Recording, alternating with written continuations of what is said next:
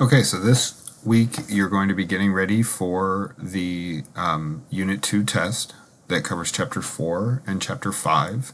That test will be on Friday. It is in FP8, which is the classroom where we met for the orientation. Okay.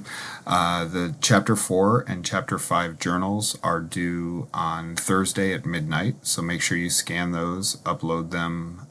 You can get to the submission links just by clicking on these links here on the home page. For the test, make sure that you bring a calculator.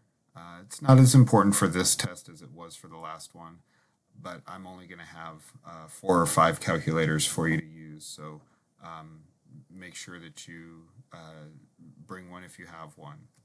There will be a quadratic word problem on the test.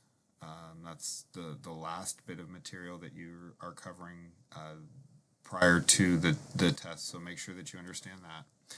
There will be a long division problem on the test as well.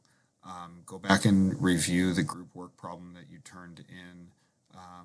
Some of your groups did catch the need for the placeholder. Many of them did not.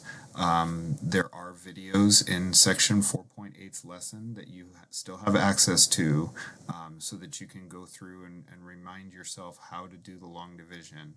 I would recommend that you understand placeholders and how to go about using them. As far as the study guide goes, there is a quick review of the material and the things that you should make sure that you're aware of. You also have problems here that you should look at. Again, I wrote the study guide, I wrote the journal, I wrote the test. So use those problems to help shape your studying and make sure that you feel comfortable with this material. You will need to know the formulas for factoring binomials. So that's difference of perfect squares, difference of perfect cubes, sum of perfect cubes. So make sure that you have those memorized. It's one of the very few things that you need to memorize in this class. Remember that factoring is a guessing game, and so you want to make sure that you check your factorizations every time by multiplying things back out.